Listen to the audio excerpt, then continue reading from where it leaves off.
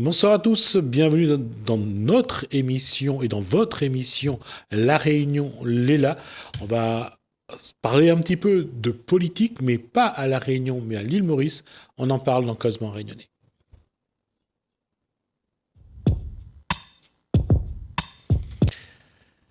Bonsoir Krishna Saou. Bonsoir. Alors, on a vu ça, on a vu ça sur les réseaux sociaux, dans la presse en ligne de Maurice. On parle déjà municipal à Maurice. C'est quelle date? C'est pas encore décidé, mais avec le municipal, il y a aussi les élections villageoises, les conseils de villageoises. Et donc, ils sont en train de... le parti du Premier ministre, c'est-à-dire M. Jognot, et son parti est en train de faire des petites réunions dans les villages. Et comme vous avez souligné, ce week-end, il y a eu l'alliance... Une alliance, c'est une première en soi. Historique, oui. Pour la première fois, on a Parti travailliste, MMM et PMSD. Parce que si Maurice est indépendante depuis 1968, je crois. Oui. D'accord. Le premier adversaire du Premier ministre à l'époque, Rangoulam, c'était Béranger. Oui, mais surtout où c'est historique, c'est l'union de M. Béranger avec le fils de Duval, le même Duval qui avait soi-disant commandé une attaque de Béranger devant la municipalité dans les années 60. Et après, Béranger avait fait un procès à son père et son père était arrêté à la descente d'avion, le grand procès de Gaëtan Duval. Et donc, c'était des ennemis qui pourraient pas se piffer, se sentir. Et là, c'est historique que le fils Duval, comme il est vraiment à la peine, chacun s'accroche à un bouet. Surtout, on prend les vieilles recettes. C'est pas la politique à La Réunion. À La Réunion, toute la classe politique s'est rajeunie depuis 40 ans. Non, je dis une bêtise, c'est pareil qu'à La Réunion. On prend les mêmes, finalement. Hein. Oui. On prend les Béranger, mêmes. Rangoulam, le fils de Duval, même si c'est pas Gaëtan Duval, oui. Xavier Duval. On a l'impression que dans les îles, on a du mal à renouveler la classe politique. Oui, je pense que c'est même mission impossible. Et à Maurice, on est tombé dans un extrême de dynastie. Tout est dynastique. Je veux dire que Béranger a déjà sa fille au Parlement, Johanna Béranger, et donc Xavier Duval a son fils, Adrien Duval, qui est là, qui était élu aux précédentes mandatures, mais a perdu les dernières élections. Et on a bien l'impression que M. Pravin Jagnot, s'il avait un fils, il l'aurait mis. Comme il n'a que des filles, donc...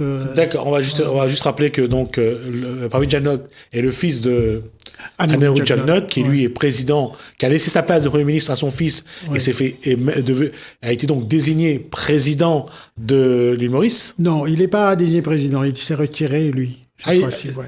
C'est plus lui qui est président aujourd'hui. Non, le président, c'est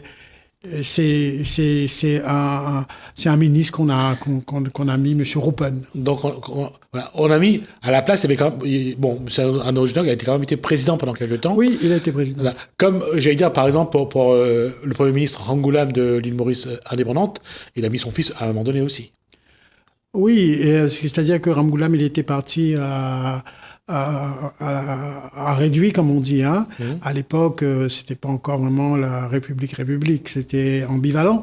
Oui, c'est vrai, si on prend ça comme ça, oui, c'est un peu des postes un peu réservés, oui. Mais ce qui est un peu inquiétant, c'est que même au niveau des petits ministres et tout, il y a cette espèce de dynastie, le fils... L'héritage. Ouais. C'est pas à La Réunion que ça se passe. Hein. À La Réunion, jamais un homme politique demandera à son fils de se faire élire. Ouais. Ça arrivera jamais.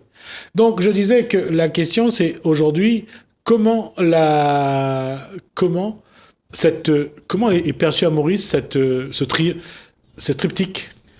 C'est mal perçu parce que la plupart des gens en ont marre parce que, comme vous l'avez très bien résumé, on prend les mêmes, on recommence. On fait du neuf avec du vieux. Avec du vieux. Et c'est pas pour critiquer l'âge. Oui, et on fait fi de ce que les gens ont envie. On sait très bien, c'est pas un partage c'est un partage de postes, qui va être là, qui va être là. Et comme c'est des gens qui ont des gros égos, on sait très bien que cette alliance n'ira pas au bout, peut-être même de quelques mois. Et parce que il n'y a pas beaucoup de postes à partager. Hein. Le poste j'imagine mal que Monsieur Ramgoolam va décider d'être maire de Port-Louis. J'imagine mal. Donc qui va être Premier ministre, comment ils vont trafiquer tout ça. La dernière fois, ça n'a pas beaucoup marché. Un voulait être président avec des pouvoirs renforcés, l'autre voulait être Premier ministre, l'autre voulait vice-premier ministre avec des pouvoirs et tout. Donc on sait très bien que ça se passe très mal. Les gens disent c'est le retour, c'est les dinosaures, quoi, alliance dinosaures, etc. Donc c'est vrai. Si on prend la Réunion et l'île Maurice, on peut avoir un sacré parc animalier, non?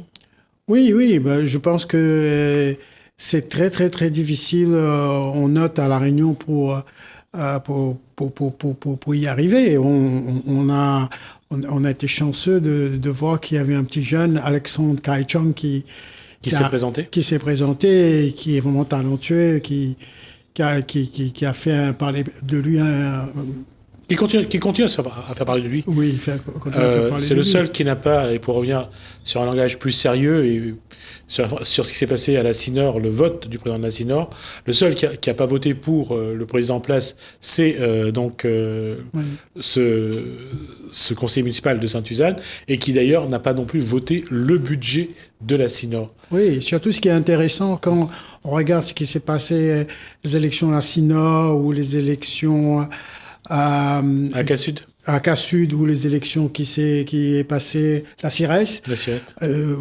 Aux élections de la CIRES, ils avaient pas un projet, ils ont pas fait un discours, rien du tout.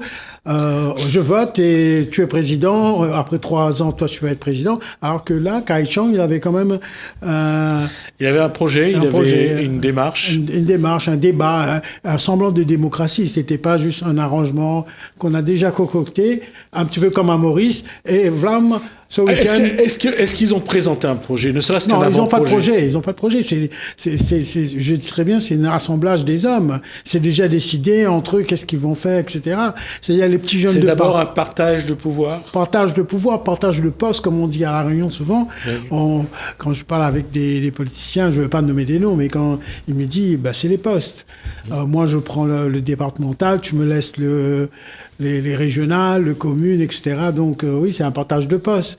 Et là, c'est la même chose, ça va être un partage de postes. Mais là, malheureusement, ça va être pas un partage de postes que un va prendre la mairie, l'autre va prendre le ministre. Ils vont tous essayer de trafiquer un sorte de premier ministre à 3 têtes. Donc, parce que je vois mal comment ces égos vont se... Donc... Ils vont aller sur les postes de ministres les plus influents. Ministre de l'économie, ministre des finances. Oui. Ils vont se partager Ils vont se partager les plus grands ministères à 3. Et donc après, comme je dis, comment on va mettre en équation le fait que M. Duval Xavier a son fils Adrien Duval, M. Béranger a sa fille Johanna Béranger. Et là, ça devient vraiment un cirque, parce que là, ça devient une affaire emploi familiaux, ça devient dangereux, je trouve. Et il n'y a pas un Alexandre Kaichong à Maurice, là, même, au moins un. Il n'y en a même pas ça. Donc, c'est tragique. C'est tragique pour la démocratie, c'est tragique pour Maurice, c'est tragique pour tout le monde. Et comment aujourd'hui,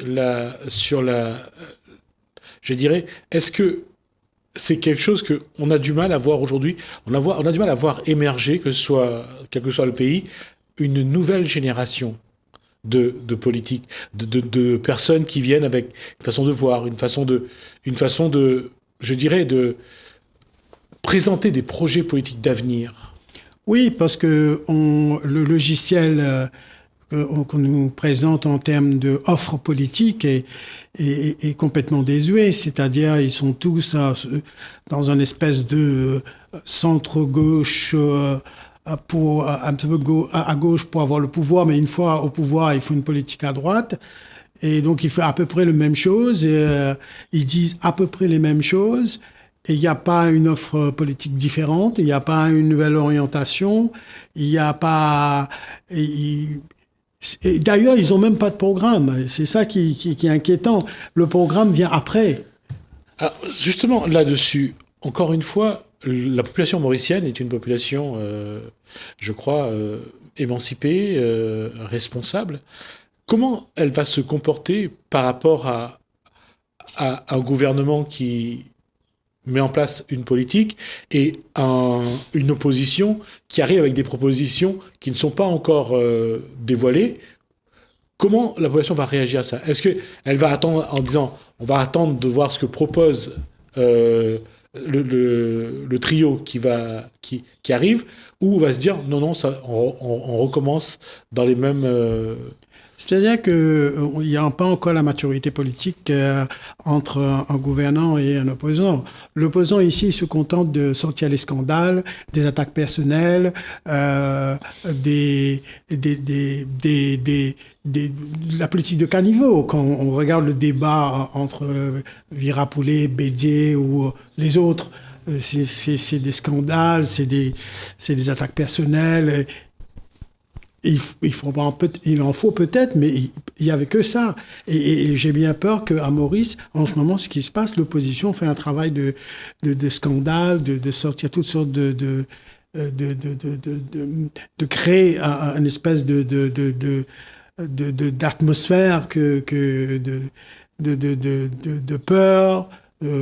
Et donc la population, après, ils cherchent un refuge. Alors le refuge, on reprend les anciens, on reprend le dinosaure pour le remettre en place. Lui, il vient comme un sauveur. Et sauf que au bout d'un moment, on se rend compte que cette fois-ci, c'est des gens très âgés, sans vouloir être... on a très bien vu avec quand M. Anirudh Jagnot était Premier ministre, il avait du mal à marcher, il avait du mal le matin à se réveiller, à venir à son poste. Donc là, on voit très mal M. Béranger qui se déplace aussi très très mal en marchant. On voit aussi très mal M. Navin Ramgoolam. Il a des problèmes lui aussi. Donc Monsieur Xavier Duval, lui aussi, il a des problèmes de santé. Donc on voit très mal ces gens-là arriver. D'ailleurs, il y a un ministre qui vient d'avoir une malaise cardiaque. Donc tout ça fait qu'on a besoin des gens un petit peu en bonne santé. En bonne santé, des jeunes, quoi.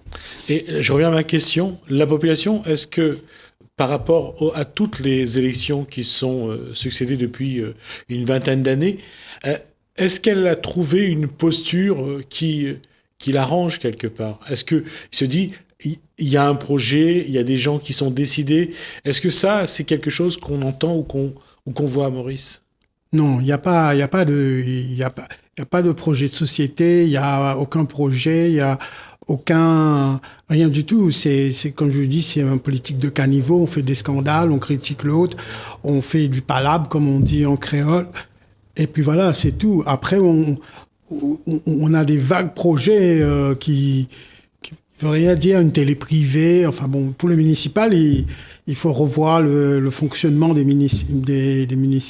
municipalités. Il faut revoir qu'est-ce qu'on va faire au niveau de traitement des déchets.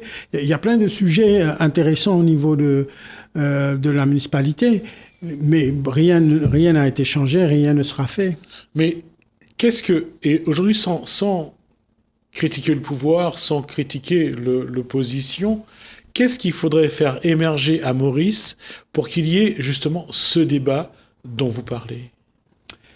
Il faut changer de logiciel et changer oui, de... mais ça, on est conscient, Krishna, oui. Saou. Mais, je veux dire, aujourd'hui, pour qu'il y ait un débat, il faut quoi?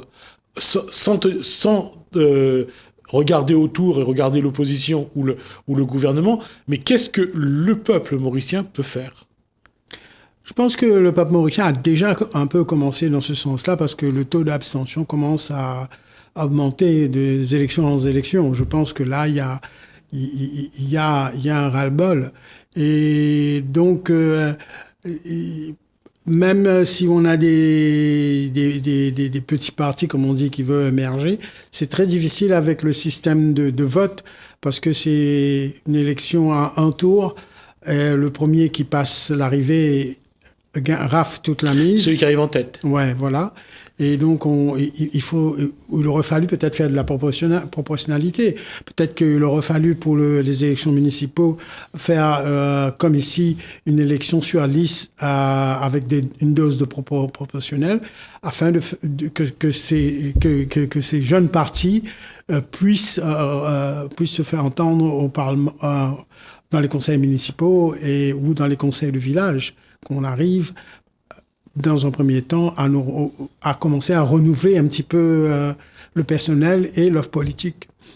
Mais encore une fois, sur cette démarche-là, et j'essaye cette fois-ci d'être vraiment pointu, mais est-ce qu'on sent au sein de la population mauricienne une génération qui arrive, et là je parle pas de politique seulement, hein, je parle de la population des jeunes ou des moins jeunes qui arrivent et qui ont envie de dire voilà ce que nous voulons pour notre île, voilà ce que nous voulons pour l'île Maurice.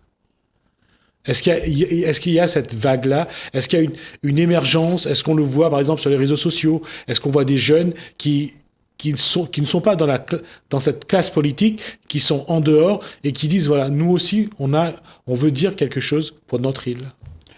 J'ai l'impression que à Maurice on est tombé dans un malheureusement, il n'y en a pas vraiment. Hein. Concrètement, si on veut vraiment bien regarder, il n'y a pas tout ça. Et on a l'impression qu'à l'île Maurice, tout est dynastique. Mon père est chauffeur taxi, je serai chauffeur taxi. Mon père vend gâteau piment, je serai marchand de gâteau piment. Mon père est médecin, je serai médecin. Mon père est avocat, je suis avocat. C'est un peu caricatural. Il y a encore les écoles. À Maurice, on peut dire que l'éducation est quelque chose qui existe quand même. Oui, il y a l'éducation, mais sauf que les gens choisissent des filières que leur papa ou voilà. Et d'ailleurs, ça se voit là déjà que les jeunes, ils choisissent pas des créneaux ou des orientations nouvelles. Ils sont tous soit dans un avocat, soit médecin, soit expert comptable. Et donc, il y a un manque de gens, par exemple, dans l'environnement, dans l'écologie, etc. Donc, on a un manque parce que faut se renouveler aussi. Pour le temps où j'étais à l'île Maurice, je voyais des enfants des jeunes qui arrivaient à leur diplôme et qui partaient faire des études en Angleterre. Ça montre qu'il y a aussi une population qui se forme, qui évolue et qui demain peut être je dirais, aux affaires et porter l'évolution, le changement à Maurice. J'ai bien peur que ce changement-là, la plupart des gens qui vont étudier en Angleterre, il s'agit des filières, comme je vous dis, assez classiques dans la mesure que c'est tous des avocats, c'est tous des médecins, c'est tous dans la finance ou dans la comptabilité, etc. Et ça, il faut revoir l'éducation mauricienne elle-même où beaucoup des gens qui, comme on dit, les diplômes de fin d'études avant de pouvoir accéder à l'université, choisit des matières assez restrictives. Il n'y a pas une offre extraordinaire non plus au niveau de ces matières-là. Donc, mais il y a un contexte quand même. Si on prend l'Angleterre, on prend le Commonwealth, on prend l'île Maurice, on prend l'Inde également.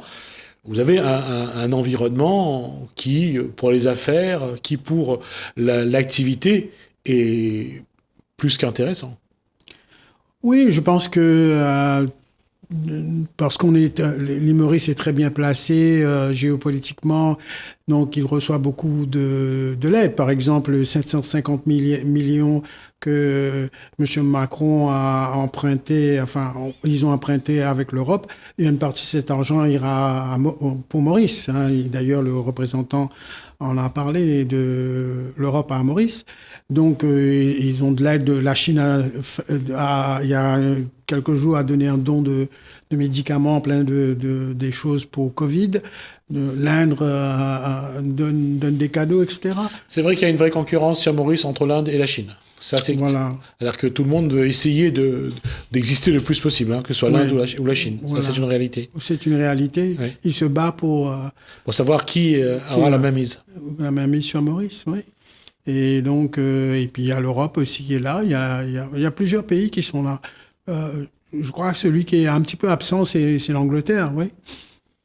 L'Angleterre qui est sortie de la CCE, donc de l'Europe, donc l'Angleterre qui se retrouve déjà un petit peu démunie avec le Covid. Et malheureusement pour l'Angleterre, le Royaume-Uni est sorti trop tôt du Covid et n'a plus le soutien des 27 ou 28 plutôt. Oui, voilà. Alors, je vais revenir à ça. Est-ce que on parlait de ça également dans une émission. Est-ce qu'aujourd'hui, le vote exprime, que ce soit bien sûr ailleurs, mais surtout à Maurice, est-ce que ça exprime vraiment ce que veut le peuple? Est-ce que le vote permet au peuple de s'exprimer? Je pense que d'une point de démocratie, oui, hein, c'est pas, il n'y a pas de malversation, etc. Les élections sont tenues, il n'y a pas de souci de ce côté-là. Mais on voit bien que, comme je vous dis, avec cette alliance, ça ferme le débat et aussi ça restreint la compétition. C'est-à-dire que ça va se passer entre nous à cause du système électoral. C'est-à-dire que d'ici là, est-ce qu'il n'y a pas quelqu'un qui a envie d'émerger, de faire émerger un groupe pour pouvoir donner justement plus d'ampleur au débat, si débat il y a? Non, c'est-à-dire que ça va être difficile avec ce système électoral, dans la mesure que à Maurice, avec le système électoral, même si par exemple on a le Parti travailliste, le MMM et le PMSD, chacun vont de leur côté aux élections, avec le système électoral, c'est que deux. Il n'y a pas la place pour troisième avec ce système de scrutin uninominal à un tour. Il n'y en a pas. C'est-à-dire celui qui passe premier, il rafle la mise. Donc c'est pour ça qu'ils ont fait l'alliance. C'est pour ça qu'ils ont fait l'alliance. Ils sont obligés de faire l'alliance. On peut qu'avoir une dualité entre un gouvernant et un opposant. Donc ils sont obligés de... Et s'il y a des petits partis, ils les ramassent, ils leur donnent un ticket et puis tout le monde part avec. C'est pas gentil du tout ce que vient de faire Krishna Saou. Pour ajouter à ce que vous dites, il y a pas un jeune parti, c'est quelqu'un qui était avec Pravin Jagnot, monsieur Roshi Badin, qui a monté un parti juste pour son propre besoin personnel, ça s'appelle le Reform Party, et ils vont ramasser peut-être Reform Party un peu plus loin. Donc c'est le système même qui est... le système qui est pas bon. Le qui est comme un entonnoir. Ouais, entonnoir, ouais. D'accord. Mais ceci étant, la population aura l'opportunité de discuter, de poser des questions, de demander des projets ou pas? La population, vous savez, on est quand même dans l'océan Indien. Hein. La population, c'est un petit peu... les idées, c'est bien. Discuter, c'est bien. Parler, c'est bien. Vous pouvez parler plein de choses avec les Mauriciens. Alors là, il n'y a pas de problème. Pour parler, ça, les idées, ils peuvent parler la nuit et jour. Ils sont très bien informés. Ils regardent toutes les chaînes. Mais quand il s'agit d'aller voter, comme on dit en créole, ils vont voir « Qu'est-ce que tu me donnes ?» Il y a au moins une chose. Qu'est-ce que tu me donnes? Allez, pour dire vulgairement, tu me payes un coca, tu me payes un mine, voilà, ça se résume à là. C'est-à-dire que les dernières élections, on a beau parler des belles choses, et le gars me dit, mais tu sais, Krishna, excuse-moi, là, il faut que j'aille voter X parce qu'il va augmenter mon pension. Donc voilà. D'accord, on va marquer la pause là-dessus. Ouais. Merci, Krishna Saou. Ouais. Mais je pensais, pourquoi je souris? Parce que à la Réunion, pour un certain nombre d'électeurs, c'est aussi comme ça que ça se passe. Et le projet, c'est pour après. Merci, Krishna Saou. Merci beaucoup. Nous, on fait une pause. On se voit juste après.